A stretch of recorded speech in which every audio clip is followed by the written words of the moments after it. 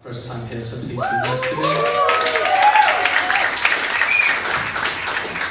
This one's called Birds. Long before the existence of paws, there were only sharp beaks and claws, powerful teeth and jaws, and the mightiest of roars, of course. I'm talking about the dinosaurs. Now, before I start raving on about how vile these reptiles were, let me preface it by saying that my favorite were always the herbivores. Spiky stegosaurus staggering ceaselessly, Apatosaurus diplodocus in the treetops grazing frequently, armored ankylosaurus, ain't nobody beating him easily. Birds of a feather flock together, and they did do so peacefully. But wherever there is meat, there is the meat eater. For every adaptation, there is an opposing feature, and the creature that I'll pigeonhole for you, who shows you this the best, is the one, the only Tyrannosaurus Rex. Yeah.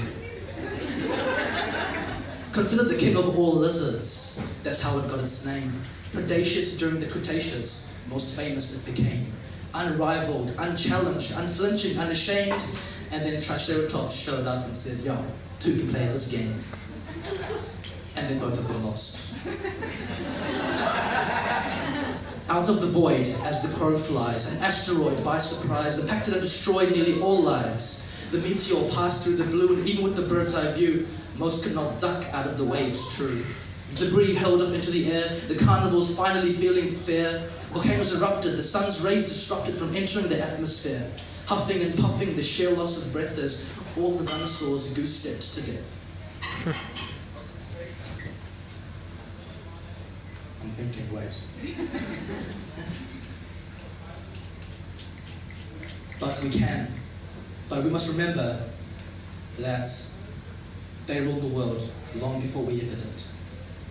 The early bird gets the worm, but the second mouse gets the cheese, and our rodent-like ancestors must have felt elation after so much devastation to still feel the breeze. Yet, cold-blooded bodies in the dirt, bones laid down, sedimented and compacted till we dug it up 65 million years later and found that a fossil in the hand is worth two on the ground. That dinosaur remains, aka fossil fuels, is the way that we now get around. Isn't it odd that we pay by the litre for the use of a sauropod? Hindsight is hawk-eyed, and every dino that did die are now just muffled sounds and mufflers, released into the air in the form of carbon dioxide now circling overhead like vultures. Can we learn from the stricken? Comparing our timeline to theirs, we are very much spring chickens. Perhaps when we finally leave the nest is when the next age of our species will kick in. Because unlike the dinosaurs, we are the sole cause of the current mass extinction. Just let that sink in. Lastly, in the context of long necks, I now crane my complex the prospect of grasping the concept of evolution. And I've cross-checked 10,000 species, all distinct and in abundance.